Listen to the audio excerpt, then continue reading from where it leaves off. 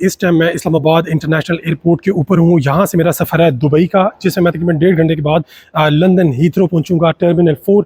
और London Heathrow के बाद मेरा सफ़र होगा स्वीडन का। आपको स्वीडन का वीज़ा किस तरीके से मिलेगा या नहीं मिलेगा, ये सबसे आसान चीज़ है। आपको किसी भी कंसल्टेंट्स या किसी भी XYZ बंदे के आगे पीछे भागने की जरूरत बिल्कुल भी नहीं है। इस टाइम मैं इस्लामाबाद इंटरनेशनल एयरपोर्ट की इमिग्रेशन को क्रॉस कर चुका हूँ और ये मेरा one of the best experience है। मतलब कितने अच्छे तरीके से उन्होंने मुझे ट्रीट किया, ये आप लोगों ने वीडियो के अंदर देख लिया होगा। इमिग्रेशन से गुजरते हुए एक अरबी मुझे नज़र आया, जिससे अच्छे तरीके से सलाम वलाम किया। और उसके बाद एक नज़र आया इंडियन, उसने सबसे पहले मुझे कहा कि शूज़ उतारूँ, बेल्ट उतारूँ, उसके बाद गुजरूँ। इस टाइम मैं तकरीबन 8 घंटे की जर्नी करने के बाद दुबई से लंदन हीथ्रो पहुंच चुका हूँ। मैं इस टाइम लंदन एयरपोर्ट के ऊपर हूँ और इमिग्रेशन के हिसाब से अगर मैं बताऊँ तो यहाँ पे ऐसी स्पेशल ट्रीटमेंट मिलती है कि वल्लाह आई लव इंग्लैंड। मैं अभी लंदन से निकल रहा हूँ स्वीडन के लिए, और मैं आपको दोबारा ये बताता जाऊँ कि this is one of the longest ever journey I had. Ladies and gentlemen, welcome to Gothenburg, Sweden. I must say कि स्वीडिश जो इमिग्रेशन है, they are very very nice and lovely people. मतलब बड़े अच्छे तरीके से उन्होंने हमारे पासपोर्ट स्कैन किया और उसके बाद हमें सीधा रास्ता बता दिया है, जो कि ये है। अस्सलाम वालेकुम and welcome back to Veer Gilani vlogs. मेरी व्लॉग्स की छोटी सी दुनिया में आप लोगों का एक दफ़ा दोबारा खुशामदीद। आज मैं मौजूद हूँ इस्लामाबाद इंटरनेशनल एयरपोर्ट के ऊपर और यहाँ से मेरा सफ़र है स्वीडन का। मैं आपको बहुत सी ऐसी चीज़ें बताऊँगा जो आप लोगों के लिए बहुत ज़्यादा ज़रूरी हैं, क्योंकि ये गलतियाँ मैंने अक्सर लोगों को करते हुए देखा है। तो मेरे साथ रहिएगा। इमिग्रेशन से लेके आपको क्या करना है, क्या नहीं करना और कहाँ पर कैसा बिहेव करना है, ये सब बातें आपको मैं इंशाल्लाह बताने वाला हूँ। मेरे साथ रहिएगा। जज़ाकुमुल्लाह खैर। इस टाइम मैं इस्लामाबाद इंटरनेशनल एयरपोर्ट की इमिग्रेशन को क्रॉस कर चुका हूँ और ये मेरा one of the best experience है। मतलब कितने अच्छे तरीके से उन्होंने मुझे ट्रीट किया, ये आप लोगों ने वीडियो के अंदर देख लिया होगा। और इवन के मैंने एक नॉर्मल टिकट इकॉनमी का परचेज़ किया, जिसके अंदर अगर आप एक्स्ट्रा लेग रूम वाले सीट को चूज़ करते हैं फॉर एनी रीज़न, क्योंकि मेरी हाइट ज़्यादा है तो मेरी कोशिश होती है कि मैं वहाँ पे जाऊँ। लेकिन उसके लिए बेसिकली इंग्लैंड में हमें 60 पाउंड चार्ज करते हैं, लेकिन यहाँ का जो क्रू था उसने मुझे फ्री ऑफ कॉस्ट दोनों फ़्लाइट्स मुझे दे दी आगे की, यहाँ से अबू धाबी और अबू धाबी से लंदन तक। अब उसके बाद मेरी फर्दर एक और फ़्लाइट होगी, जिसमें if I am being lucky तो मुझे एक्स्ट्रा लेग रूम वाली सीट मिल जाएगी, और अगर नहीं तो फिर मुझे दरमियान में कहीं पे स्क्वीज़ होना पड़ेगा। नज़्म ज़ब्त का इशू मैंने यहाँ पे ये देखा है कि जब आप जहाज़ के अंदर एंटर होने लगते हैं तो आप without the confirmation of the seat आप कहीं पे भी जाके बैठ जाते हैं। ऐसा आपने बिल्कुल भी नहीं करना और आपने अपनी सीट के ऊपर ही बैठना है। मतलब ऐसा कभी भी ना करें कि आप कहीं पे बैठ जाएं और दूसरे मुल्क के जो लोग होते हैं, ऑफ कोर्स ज़्यादातर जो एयरलाइंस है वो PIA या एयर ब्लू नहीं है, दूसरे मुल्कों की वो एयरलाइंस है। तो जब वो क्रू आता है और आपको देखता है तो वो ज़रा थोड़ा सा जो है ना डिप्रेस भी हो जाते हैं और वो कहते हैं कि यार शायद हम लोग पढ़े लिखे लोग नहीं हैं। One of the most important thing कि आपको स्वीडन का वीज़ा किस तरीके से मिलेगा या नहीं मिलेगा, ये सबसे आसान चीज़ है। आपको किसी भी कंसल्टेंट्स या किसी भी XYZ बंदे के आगे पीछे भागने की जरूरत बिल्कुल भी नहीं है। आपको सिंपल ये करना है कि VFS.gov की वेबसाइट के ऊपर आप जाएँ, वहाँ पे अपने डॉक्यूमेंट्स को अपलोड करें और आपको instant answer within 2 to 3 weeks मिल जाएगा। और इसमें बेसिकली होगा ये कि आपके तकरीबन 90 यूरो कटेंगे, मतलब आपके अकाउंट के अंदर 90 यूरो होने चाहिए। वो कटवाने के बाद आपको इंस्टेंट आंसर वहाँ से मिल जाएगा। अच्छा, डॉक्यूमेंट्स अप्लाई करने के लिए भी कोई लंबी चौड़ी फनकारी नहीं है। आपको सिंपल कुछ पॉइंट्स है वो पूरे करने हैं। पॉइंट्स में क्या है, आपकी बैंक स्टेटमेंट है, आपका कैरेक्टर सर्टिफिकेट है, आपने कोई डिफ़ॉल्ट ना किया हो पहले किसी यूरोपियन कंट्री में या UK के किसी मुल्क के अंदर। जैसे UK के 4 मुल्क हैं, अक्सर लोगों को ये नहीं पता कि UK एग्जैक्टली क्या है। तो UK में आपको बताता चलूँ कि UK है यूनाइटेड किंगडम। यूनाइटेड किंगडम मतलब 4 मुल्क, इंग्लैंड, स्कॉटलैंड, वेल्स और नॉर्दर्न आयरलैंड, और जो बाकी जो आयरलैंड का पार्ट है वो इसका हिस्सा बिल्कुल भी नहीं है। तो आपको इन मुल्कों में से किसी एक में भी डिफ़ॉल्टर नहीं होना चाहिए और आपकी बैंक स्टेटमेंट तकड़ी हो, आपका कोई बिज़नेस पाकिस्तान में शो हो, अननेसेसरी आपने कोई ट्रांजैक्शंस नहीं करनी। ऐसा बिल्कुल भी नहीं करना कि आप 2 करोड़ 3 करोड़ रुपया डाल दें और बाद में उसके बाद इतना बड़ा गैप हो कि आपका अकाउंट बिल्कुल खाली हो। तो ऐसा बिल्कुल भी नहीं करना। अपने डॉक्यूमेंट्स को बिल्कुल मजबूत रखना है। आपको ज़्यादातर शादीशुदा होना चाहिए, आपके बच्चे होने चाहिए, नादरा में रजिस्टर्ड। ये सारी चीज़ें अगर आपके पास हैं तो मेरे ख्याल में आपको किसी भी कंसल्टेंट की ज़रूरत नहीं है। अच्छा, इस टाइम मैं टॉप फ्लोर के ऊपर हूँ। यहाँ से बेसिकली बोर्डिंग होनी है और यहाँ से हमारा जहाज़ जाना है।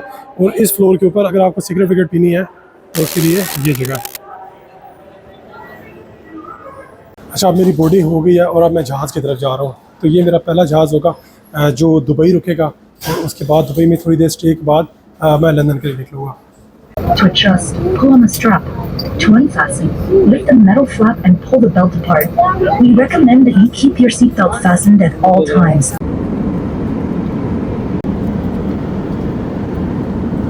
दुनिया का तकरीबन सबसे बिजी एयरपोर्ट दुबई।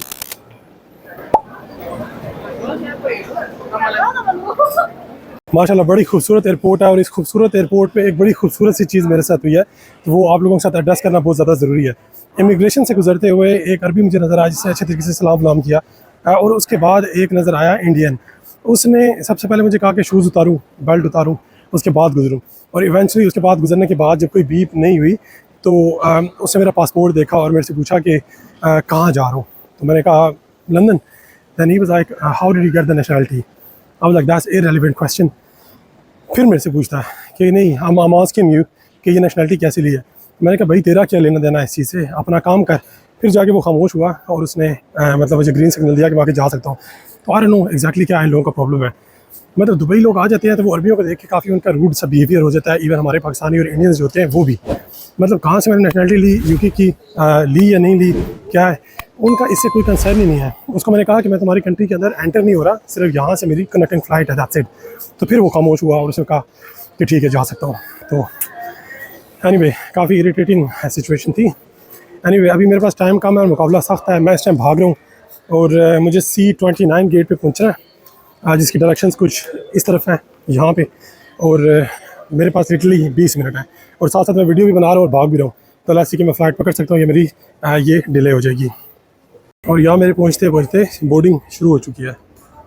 मैं लिटरली ऑन टाइम हूँ। अगर थोड़ा सा मैं लेट होता तो ये बोर्डिंग डेफिनेटली मैं मिस कर देता। अब ये गेट है C29 लंदन के लिए, लेकिन इसका दरवाज़ा पता नहीं ये खुलेगा नहीं। इनके मल्टीपल चेक्स होते हैं, क्यों होते हैं मुझे नहीं पता, लेकिन ये चेक्स। अच्छा अब दोबारा से हालात बदल गए, वाक़यात बदल गए और मुझे एक दूसरे चेकआउट के ऊपर एक इंडियन मिला। He was from Hyderabad, very nice lad, मतलब बड़े अच्छे तरीके से बात की। उसने कहा यार पाकिस्तानी हूँ। मैंने कहा यार तकरीबन पाकिस्तानी हूँ। तो कहता है गुड गुड, कहता मैं भी हाफ़ पाकिस्तानी हूँ। मैंने कहा मैं समझ रहा हूँ, ये जोक मैंने पहले भी सुना हुआ है। मतलब इंडियंस हैं तो वो कहते हैं हाफ़ पाकिस्तानी, और अगर हम पाकिस्तानी तो हम कहते हैं हम हाफ़ इंडियंस हैं। तो मतलब ये एक पुराना जोक है, नॉर्मली हम इंग्लैंड में ये इस्तेमाल करते हैं। तो एनीवे अभी मेरी बोर्डिंग होने वाली है और मैं तकरीबन 5-7 मिनट के बाद यहाँ से थ्रू होगा। अच्छा एक चीज़ मुझे आज तक समझ नहीं आई, वो ये कि जब कोई भी फ़्लाइट होती है, कोई भी एयरलाइन है, तो उसके जो जहाज़ इस्लामाबाद से चलते हैं बिल्कुल टूटे फूटे पुराने, एयर होस्ट और एयर होस्टेस का रवैया बड़ा मतलब ऐसा डल सा, कोई स्माइल फेस पे नहीं है, खाना अजीब सा, और उसके बाद इवन जितनी भी सीट्स हैं उनके सामने LCDs तक नहीं थी। और अभी यहाँ से आगे जो हमारी फ़्लाइट होनी है लंदन के लिए, उसका जहाज़ बहुत ज़बरदस्त होगा, खाना अच्छा होगा और एयर का रवैया भी सही होगा। तो लेट्स सी कैसा होता है, मैं आपको दिखाऊंगा इंशाल्लाह। मैं जहाज़ के अंदर हूँ and that's exactly what I was telling you, nice and clean, हर चीज़ काम कर रही है, इवन ये रिमोट भी बाहर निकलता है।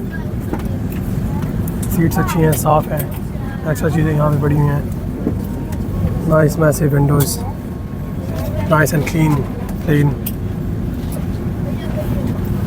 लेकिन प्रॉब्लम ये है कि जो पाकिस्तान से चलता है उसके ये हालात नहीं होते। और उसमें चार्जर भी नहीं था, इसके अंदर चार्जर्स हैं। कोट हैंगिंग के लिए ये चीज़ है, बुक्स पड़ी हुई हैं। यहाँ पे भी कुछ एक्स्ट्रा चीज़ें दी हुई हैं, पता नहीं क्या है, ये कानों के अंदर डालने वाले हैं। और ब्लाइंड फोल्ड्स भी इसके अंदर है। वाओ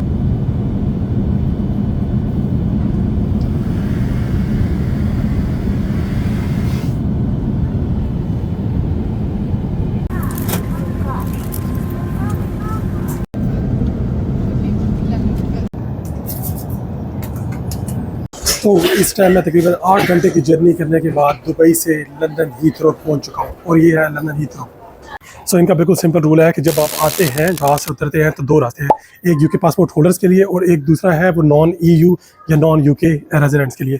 तो ये मेरे लिए बेसिकली इसके ऊपर फ्रंट के ऊपर लिखा हुआ है यूके, और बाकी जो भी पासपोर्ट बने हैं ये लोग सिर्फ ये रास्ता इख्तियार कर सकते हैं। Ladies and gentleman, welcome to England, my second home. और इस टाइम मैं मौजूद हूँ लंदन हीथ्रो एयरपोर्ट के ऊपर।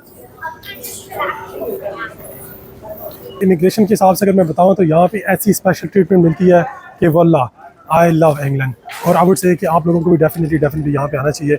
और ये एक ऐसी जगह है कि अगर पूरी दुनिया भी अगर मैं चला जाऊँ तो पाकिस्तान और इंग्लैंड, इन 2 मुल्कों का मेरे हिसाब से कोई भी मुकाबला नहीं कर सकता और ना कोई कर सकेगा। अच्छा अभी मैं कस्टम्स की तरफ जा रहा हूँ, ये एग्ज़िट है। तो यहाँ कस्टम है कि अगर आपके बैग में कोई भी इलीगल चीज़ है या गलत चीज़ है जो यहाँ अलाउ नहीं है तो वो आपका बैग चेक कर सकते हैं। तो बी वेरी केयरफुल और कोई भी ऐसी इलीगल या गलत चीज़ लेके अपने साथ ट्रैवल ना करें। अच्छा, ये स्क्रीन है जिसके ऊपर सारे एयरलाइंस का बताया गया है कि किस टाइम पे कौन सी एयरलाइन यहाँ से चल रही है। तो अब इसमें देखने वाली बात यह है कि मतलब विद इन सेकेंड्स यहाँ पे जहाज़ उड़े। तो I wish and I believe कि एक दिन पाकिस्तान से भी ऐसे ही फ़्लाइटें उड़ें, क्योंकि अभी मैं इस्लामाबाद से आ रहा हूँ तो मेरे ख्याल में शायद 1-2 घंटे तक कोई फ़्लाइट नहीं होती, उसके बाद एक फ़्लाइट उड़ती है। और अगर लंदन हीथ्रो की बात करें तो इसका ये बात बहुत ज़्यादा फेमस है कि हर 2 या 3 सेकंड के बाद एक जहाज़ इधर लैंड होता है। अब मैं रॉन एयरवेज़ की लाइन में हूँ और यहाँ से मैं जहाज़ में बैठे जा रहा हूँ। ये रास्ता है और ये जाके रुकेगी गॉटेनबर्ग, स्वीडन। तो अब मैं वहाँ पहुँच के आपको वहाँ की इमिग्रेशन का भी बताऊँगा कि कैसे इमिग्रेशन है और वहाँ के क्या हालात है वो भी दिखाऊँगा इंशाअल्लाह।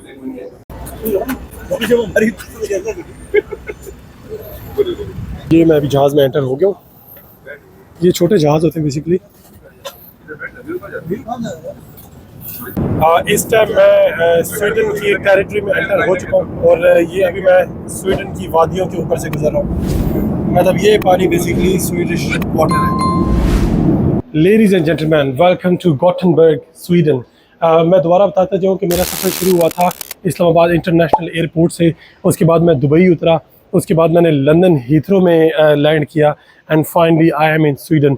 अब मैं आपको दिखाने जा रहा हूँ गॉटेनबर्ग कैसा है। ये इमिग्रेशन है स्वीडन की और यहाँ पे मेनली फ़ोन अलाउ नहीं होता, तो मुझे यहाँ पे फ़ोन बंद करना पड़ेगा। सिक्योरिटी चेक के बाद दोबारा मैं इसको ऑन करूँगा। यार it's a very beautiful cinematic shoot. I must say कि स्वीडिश जो इमिग्रेशन है they are very very nice and lovely people. मतलब बड़े अच्छे तरीके से उन्होंने हमारे पासपोर्ट स्कैन किया है और उसके बाद हमें सीधा रास्ता बता दिया है, जो कि ये है।